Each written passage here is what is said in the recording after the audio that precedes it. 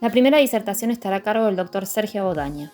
Sergio es doctor en Ingeniería Química, investigador principal de CONICET y director del Instituto de Tecnología de Alimentos de INTA.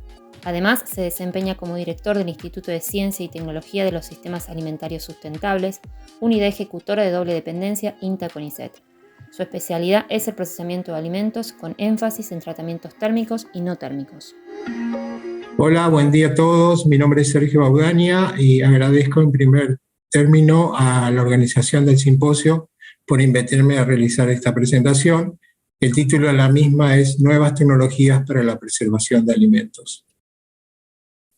Mi presentación se va a componer de dos partes. Una, donde voy a hablar de aplicaciones de nanotecnología en preservación, y la segunda parte de mi charla va a abordar todo lo que son nuevas tecnologías de procesamiento, lo que en el nivel internacional se conoce como Novel Food Technologies.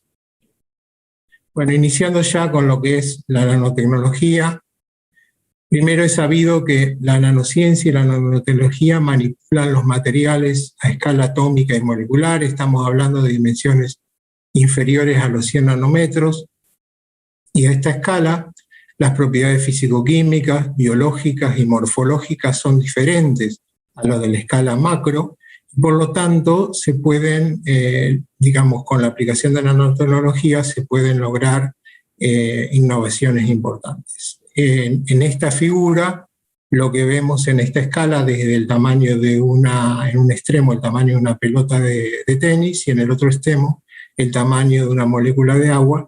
En la zona nano, que es la zona delimitada por esta línea de color naranja, encontramos, por ejemplo, algunas biomoléculas como las proteínas, el DNA y los virus, y a su vez algunas nanoestructuras como las nanopartículas, nanotubos, etc.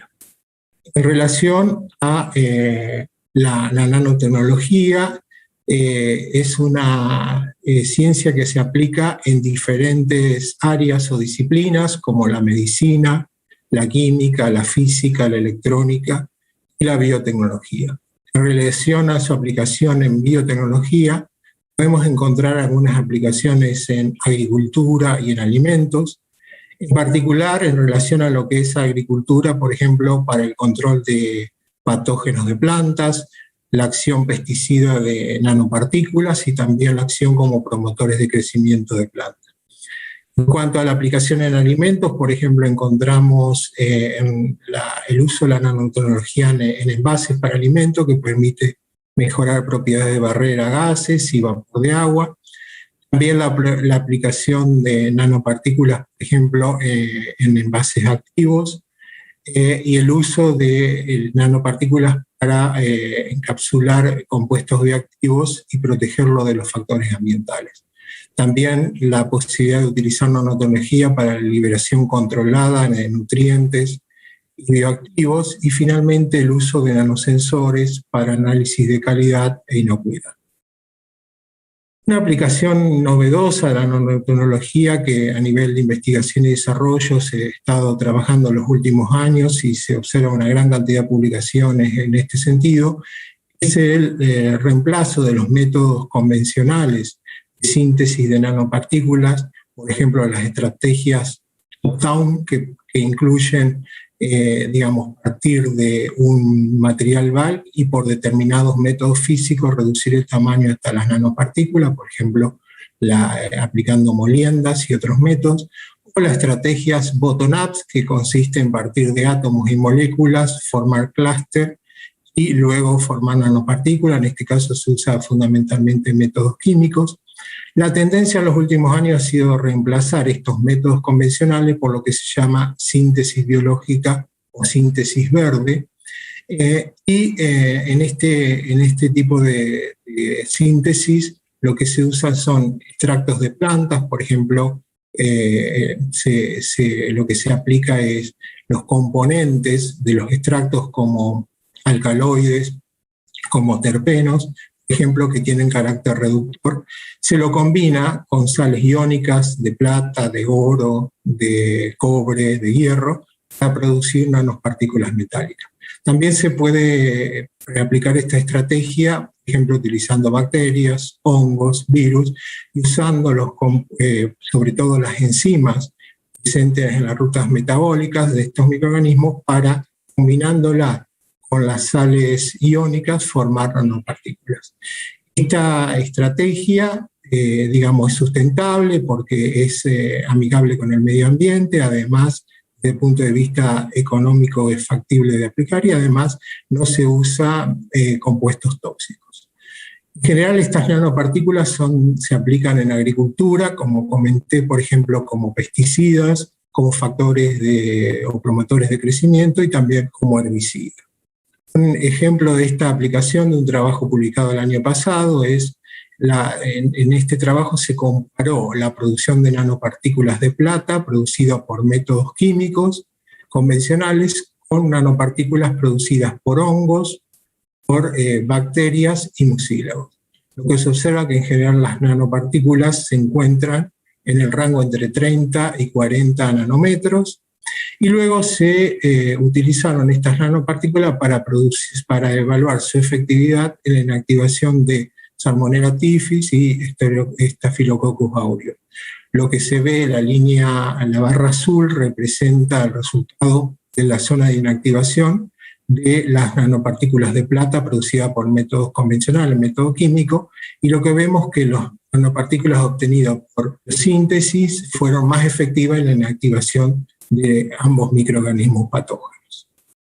Otra aplicación interesante de la nanotecnología en la preservación del alimento lo constituyen un estudio que les voy a presentar, realizado hace unos años por un grupo de la Universidad Texas A&M en Estados Unidos, donde lo que se abocaron es a resolver un problema de suficiente información y antecedentes, donde la aplicación de agentes sanitizantes en alimentos que tienen una superficie rugosa con presencia de cavidades no son totalmente efectivos en la inactivación de microorganismos patógenos.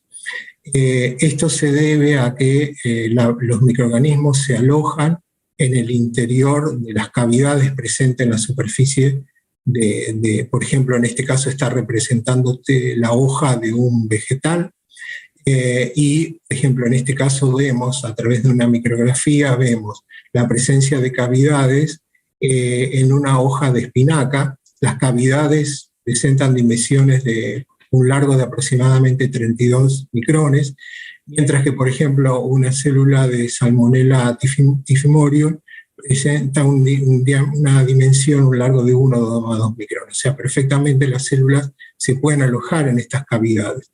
Cuando se tratan, por ejemplo, por inmersión en una solución de un agente sanitizante, se produce un efecto que se llama Casey-Baxter, en el caso de que estas cavidades sean profundas y estrechas, lo que se da un fenómeno de las fuerzas de interacción del fluido con la superficie es mayor que la fuerza que permitiría el ingreso del fluido a la cavidad, y entonces se forman bolsas de aire que impiden el contacto entre el agente sanitizante y las bacterias, y de esa manera se reduce la efectividad.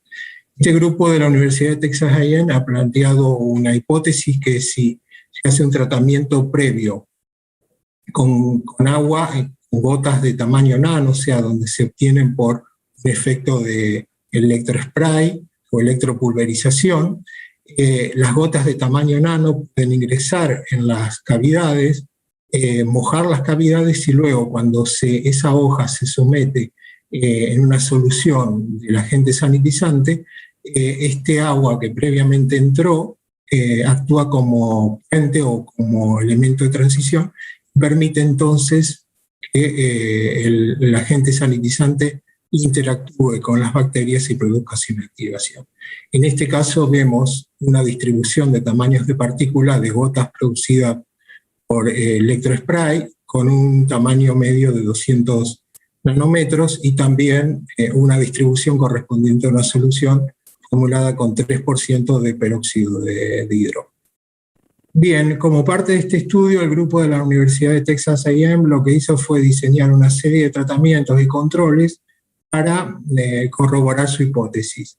Lo que hicieron fue tomar hojas de espinacas, inocular con un nivel de 10 a la 6 células de Salmonella typhimurium, y luego le aplicaron diferentes tratamientos. Por ejemplo, el tratamiento con agua, digamos, pulverizada por electrospray, con agua con gotas de tamaño nano. A su vez, por otro lado, estas hojas inoculadas las sumergieron en una solución de peróxido de hidrógeno al 3%. A su vez, otro tratamiento fue esta solución de peróxido de hidrógeno, pulverizarla por electrospray también y obtener gotas de tamaño nano. Vemos que en general los tratamientos o no produjeron reducciones respecto al control, o lo máximo fue una reducción decimal. Cuando lo que hicieron fue combinar tratamientos, es decir, previamente tratar la hoja inoculada con agua, digamos, producida por electrospray, con gotas de tamaño nano, y posteriormente sumergir la hoja en una solución de peróxido de hidrógeno al 3%, lo que observamos fue aproximadamente 5 reducciones decimales. Con lo cual se está corroborando la hipótesis que le comenté en la diapositiva previa. A su vez, este grupo lo que hizo fue tratar de trabajar con la superficie de la hoja de espinaca, para lo cual, usando un polímero, siliconas, reprodujo la topografía de la hoja, y luego esa hoja lo que hizo fue tratarlas con soluciones conteniendo agente que produce fluorescencia, fluoresceína, y lo que se hizo fue sumergirlo en la solución de fluoresceína, donde no se observa fluorescencia, hacer un tratamiento de electrospray de la solución de fluoresceína, donde vemos algunos puntos fluorescentes y muchas zonas oscuras que corresponden a las zonas de las depresiones o cavidades, mientras que el tratamiento combinado, es decir, un tratamiento previo con agua, con nanogotas de agua, y luego la inmersión en una solución de peróxido de hidrógeno, vemos que la fluoresceína está presente tanto en la superficie como en las cavidades, en el interior de la cavidad, lo cual es la fluorescencia, distribución de compuestos fluorescentes mucho más homogénea. Bien, ya pasando a lo que son nuevas tecnologías de procesamiento, una posible definición de las mismas es que se trata de tecnologías de naturaleza térmica o no térmica, que se pueden aplicar tanto en la transformación como en la preservación de alimentos, y que permiten asegurar la inocuidad y extender la vida útil, minimizando el efecto del proceso sobre la calidad nutricional y sensorial. También permiten lograr condiciones de procesamiento más sustentables, porque utilizan menos cantidad de energía, o sea, tienen menor consumo de energía y de agua, usan a su vez a la electricidad como fuente de energía, a diferencia de las tecnologías convencionales que suelen usar fuentes fósiles como fuente de energía. Y además estas nuevas tecnologías permiten desarrollar productos, por ejemplo, productos modificados, productos con nuevas texturas, y optimizar procesos convencionales de la industria alimentaria. Ahora, ¿dónde encontramos la nueva tecnología en lo que es preservación de alimentos? Bueno, las tecnologías permiten inactivar microbiota alteradora y patógena, tanto sea la pasteurización, orientada a la inactivación de microorganismos vegetativos, como la esterilización, la inactivación de microorganismos especulados. Lo que vemos es la aplicación de tecnologías, de nuevas tecnologías térmicas, como el calentamiento dieléctrico, el calentamiento óhmico, y también de tecnologías no térmicas, para lo que sería lo que se conoce como pasteurización fría. Y en esterilización es posible, combinando tecnologías no térmicas con calor, asegurar también la inactivación de microorganismos especulados, o también la posibilidad de lograrlo a través de una tecnología térmica sola, que es la no térmica sola, que es la irradiación gamma. Bien, ya hablando en particular de las tecnologías no térmicas, en esta figura lo que vemos es que pueden ser de naturaleza física, como la radiación UV, la luz pulsada, las altas presiones, la irradiación, el plasma frío, el ultrasonido de alta intensidad, entre otras, o de naturaleza química, como el ozono, dióxido de cloro, agua electroactivada, aceites esenciales, ácidos orgánicos y dióxido de carbono en fase densa. Estas tecnologías se pueden aplicar en forma individual o bien combinándolas a través de lo que sería una estrategia de lo que se conoce como tecnologías de barreras o tecnologías de obstáculos. En el desarrollo de la presentación, lo que continúa, voy a profundizar en lo que es altas presiones hidrostáticas y radiaciones ionizantes y también radiación UV. Y en la presentación que continúa la mía, que va a disertar Gerardo Olliota, él les va a mostrar algunos ejemplos de tratamiento de ozono y ácidos orgánicos, solo o combinado con irradiación, para la preservación de cortes y recortes de carne vacuna. En lo que refiere al uso y proyección de uso de estas nuevas tecnologías, en el 2015 se realizaron 2 encuestas, una en Estados Unidos, los resultados se presentan en las barras más oscuras, y otra en Europa, las barras más claras, sobre uso y en este caso, en esta figura, sobre la proyección de uso al 2025 de las nuevas tecnologías, tanto térmicas como no térmicas.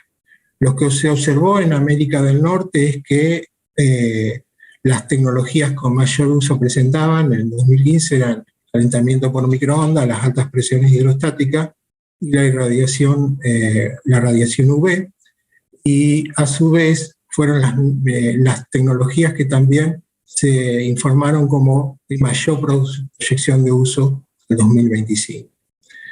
A su vez, estas tecnologías, tanto en el uso como en proyección, fueron las mismas que se identificaron en la encuesta que se hizo a nivel de los países de Europa, y en Europa también se sumó la tecnología de campos eléctricos pulsados como una tecnología importante en cuanto a su uso.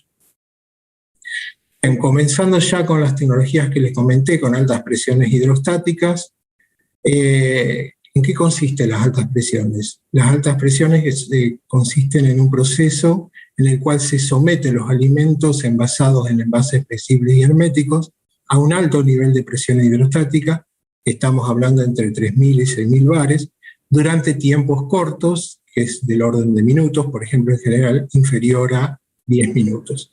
Para que tengan una idea de los niveles de presión de que hablamos, recuerden que a nivel de la superficie del mar la presión atmosférica es de 1 bar, mientras que si buscamos la máxima presión que podemos encontrar en la superficie de la Tierra, en la depresión de las fosas de las Islas Marianas, se pueden alcanzar 1.000 bares o 100 megapascales, mientras que en un equipo de alta presión esto se multiplica aproximadamente por 6, porque las máximas presiones de trabajo son de 6.000 bares o 600 megapascales.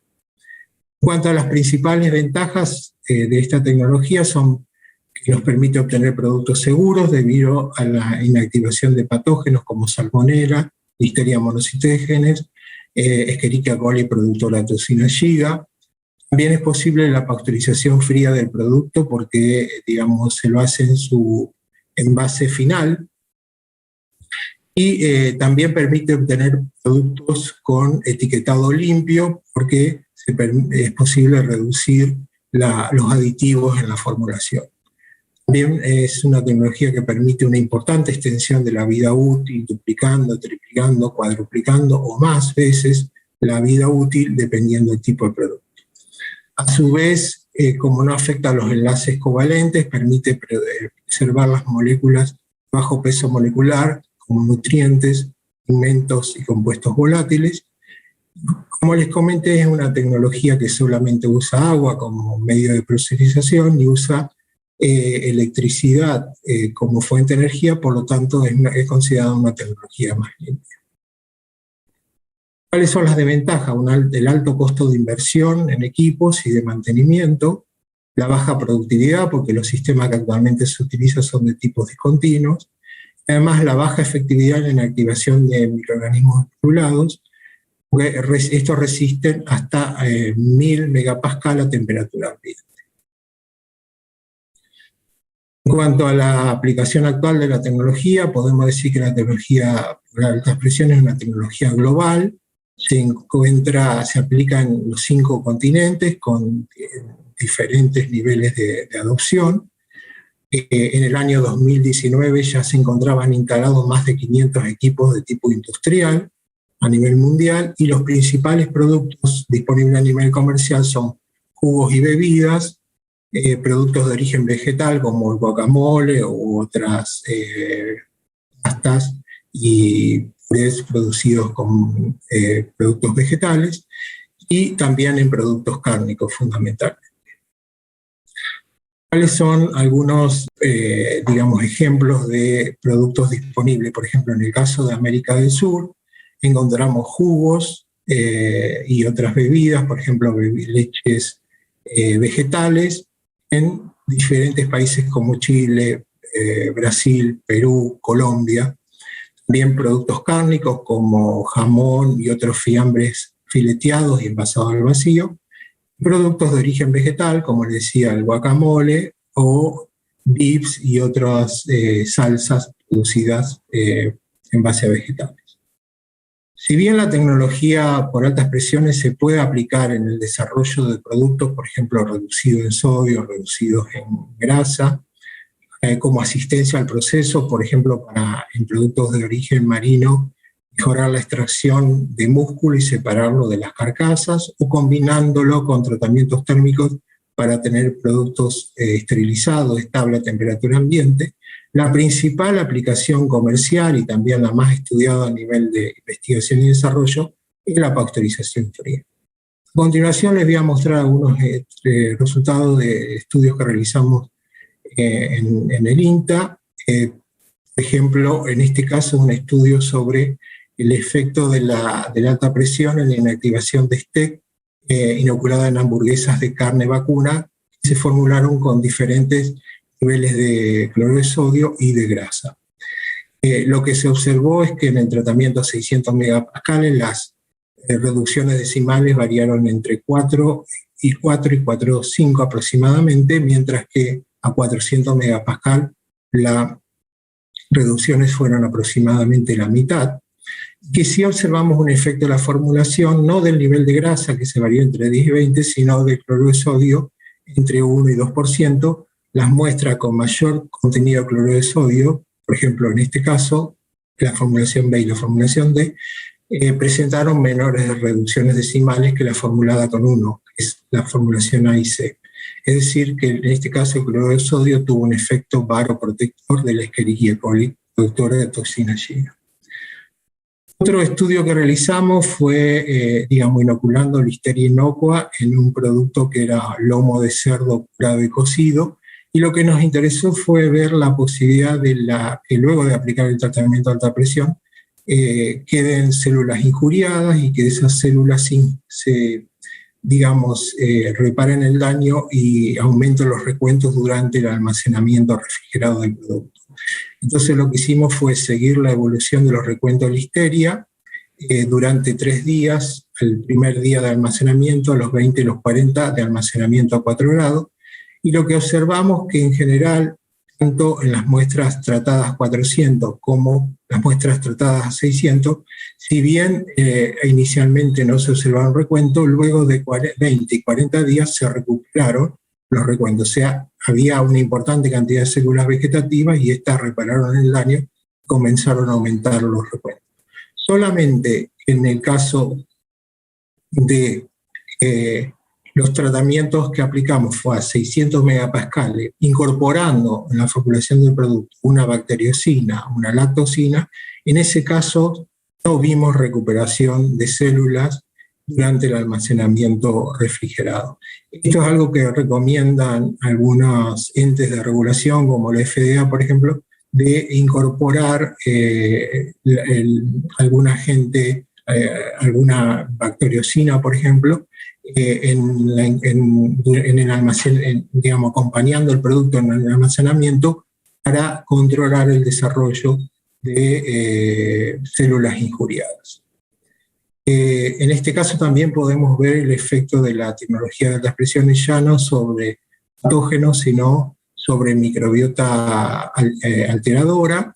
En este caso vemos un ejemplo que es el tratamiento a 600 megapascal de jamón cocido el cual fue almacenado a 4 grados y se siguieron los recuentos de aerobios mesófilos, levaduras y mohos, bacterias acidolácticas y coliformes, y vemos que luego del tratamiento hay una reducción importante de los recuentos y los recuentos se mantienen estables durante 60 días de almacenamiento refrigerado. Pasando a otra tecnología, la irradiación de alimentos. La irradiación es un proceso mediante el cual un alimento se expone a una radiación ionizante con el fin de asegurar su inocuidad y extender su estabilidad. El principal parámetro, el parámetro crítico de este tratamiento es la dosis, que se define como la cantidad de energía ionizante absorbida por unidad de masa del material irradiado. Generalmente la dosis se expresa en unidad, que es el Gray, o en un múltiplo, como el kilogray. Por definición, el Gray es los joules de energía absorbida por kilogramo de masa irradiada. En cuanto a las fuentes de irradiación que están disponibles para el tratamiento de alimentos, tenemos los rayos gamma, que se producen a través de una fuente que es cobalto 60. Estos rayos tienen una importante penetración, de tal manera que el producto se puede tratar tanto en el envase primario como secundario, por ejemplo una casa, a su vez paletizado. Otra posibilidad es tratar el producto con rayos X que se generan a través de unas de electrones que impactan en una placa y se generan los rayos X. Los rayos X también tienen una importante penetración y por lo tanto el producto se puede tratar dentro de ese envase primario y secundario y paletizado. La tercera alternativa son los haces de electrones que también se usan como una fuente de radiación. En este caso los electrones no tienen buena penetración, de tal manera que el producto se puede tratar dentro de su envase secundario pero sin paletizar. En Argentina las 3 instalaciones que están disponibles usan cobalto 60 y las fuentes de irradiación las encontramos una en el Centro Atómico Ezeiza, que depende de la Comisión Nacional de Energía Atómica, es una planta de irradiación semi-industrial. A su vez, la empresa Ionix, una empresa privada que cuenta con 2 unidades radiantes en el partido de San Fernando, en el Gran Buenos Aires. En cuanto a las ventajas de la irradiación, la primera es que el tiempo de irradiación es el único parámetro a controlar. Definiendo el tiempo se alcanza la dosis que se desea aplicar. A su vez, la irradiación alcanza un alto grado de penetración, como mencionamos recién. El tratamiento es adecuado para materiales sensibles al calor, porque es un tratamiento monotérmico, no hay elevación de la temperatura durante la aplicación del tratamiento. El producto se trata en su envase final, tanto primario como secundario, como recién dijimos, y el tratamiento no deja residuos en los alimentos. En cuanto a posibles aplicaciones, el tratamiento de radiación se aplica en carnes de diferentes especies y también en productos de la pesca. Se puede aplicar tanto en el producto fresco como en producto congelado. Permite controlar patógenos como bacterias y parásitos. También virus, aunque en el caso de virus hay que aplicar dosis altas, dosis más altas que las que se usan normalmente para control de bacterias y parásitos. También se logra una importante extensión de la vida útil de los productos. Es posible también lograr productos, comercialmente estériles. En este caso, como vamos a ver después, es necesario combinar la esterilización con otras tecnologías de obstáculos. Es importante a nivel comercial la aplicación de la esterilización para el control de Escherichia coli O157H7 en hamburguesas y también en carne de cerdo para el control del parásito causante de la triquinosis. A nivel internacional encontramos diferentes productos tratados de irradiación, por ejemplo, carne picada, irradiada, también hamburguesas, como comenté recién, también alimentos para mascota irradiado u otras irradiadas. Bien, en la presentación que continúa, Gerardo Albiota les va a mostrar los resultados de algunos estudios que hicimos en forma conjunta, aplicando irradiación o irradiación con ácidos orgánicos para la preservación de cortes y recortes de carne vacuna. En mi caso, le voy a presentar los resultados de un estudio que se realizó en INTA hace unos años, donde el interés estuvo en el desarrollo de un producto escárnico de carne vacuna estable a temperatura ambiente, y se lo hizo con una estrategia de tecnología de obstáculo. Primero se estudió la aplicación de tratamiento en forma individual, un tratamiento térmico a 75 grados 20 minutos, un tratamiento de irradiación de 15 kg o un tratamiento de curado aplicando cloruro de sodio y nitrito de sodio. Lo que se observó es que los tratamientos individuales no evitaron el deterioro del producto, la aparición de olores y el hinchamiento de las bolsas, tampoco la inactivación de esporas de Clostridium botulinum tipo A, se observó formación de toxina y el desarrollo de esporas. Recién cuando se aplicaron los factores combinados, es decir, tratamiento térmico y radiación a 15 kg y curado, fue posible observar un efecto importante en la inactivación de Clostridium botulinum tipo A. Fíjense, en este caso vemos que entre los 4 y los 8 meses de almacenamiento a 28 grados, en las muestras tratadas con 15 kg y en el cual se habían inoculado 10 a la 3 esporos de Clostridium botulinum, no se observó deterioro del producto, no se observó detección de toxina, ni recuentos de esporos, ni recuentos de células vegetativas.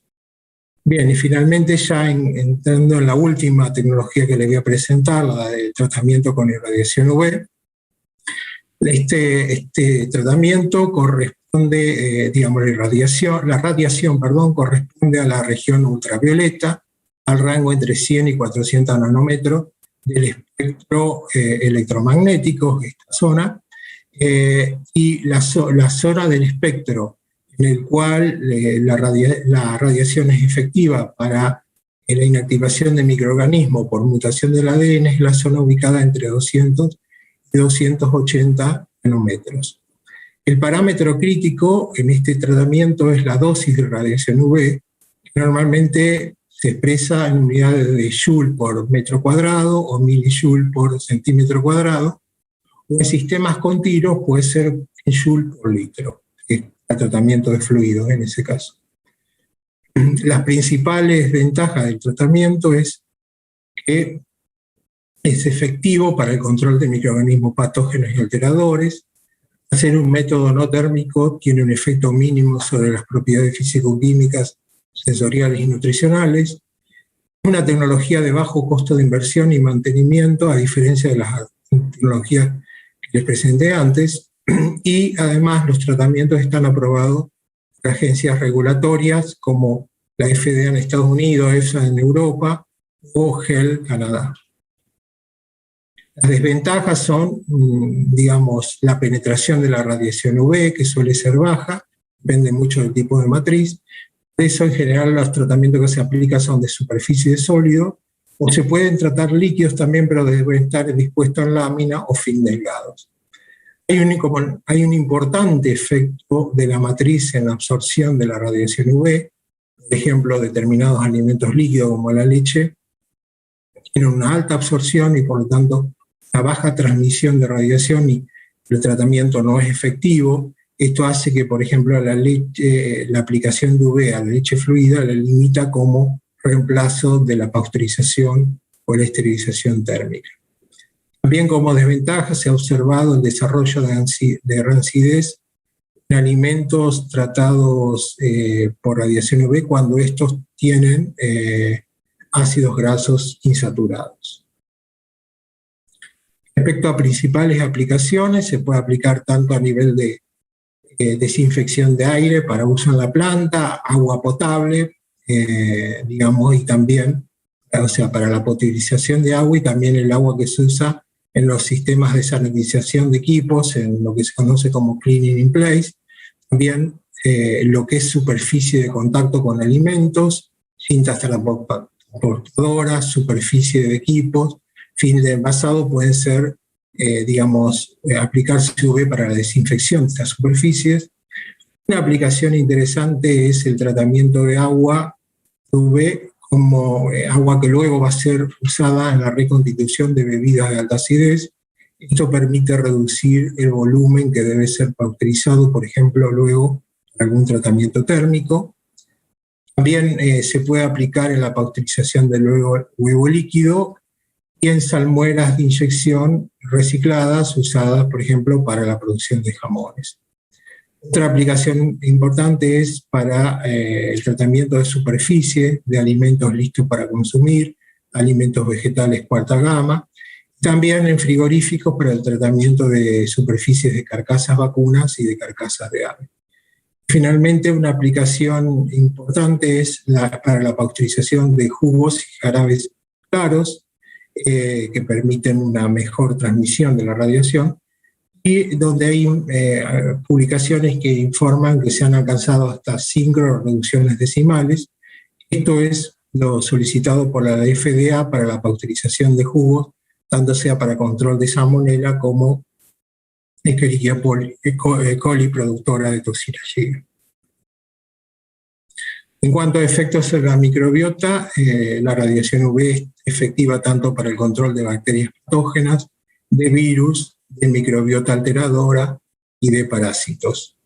Ahora bien, dependiendo del tipo de microorganismos del cual, digamos, hagamos referencia, o también la influencia de factores como el pH, la actividad de agua y la composición, podemos encontrar diferentes niveles de resistencia, siendo los menos resistentes los parásitos y la mayor resistencia en estados de mohos.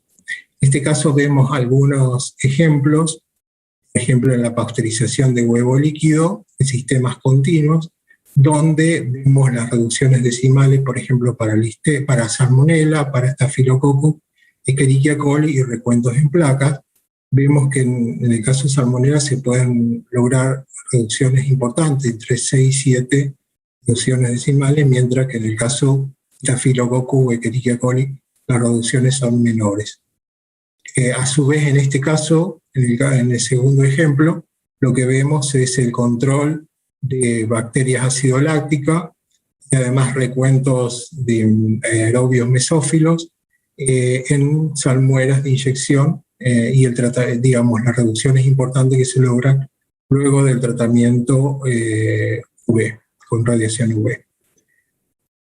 Finalmente, una aplicación, como les comentaba antes, para la pasteurización de jugos, por ejemplo, en este caso en el jugo de manzana, para controlar la presencia de Escherichia coli 157H7.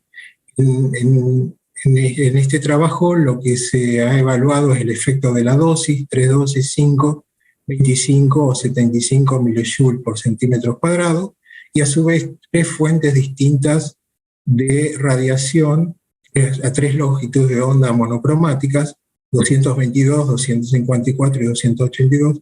Se ha observado, por ejemplo, a una dosis de 75, un efecto más importante, las reducciones decimales, de una de las fuentes de radiación UV a 222 se observan entre 2,5 y 3 reducciones decimales.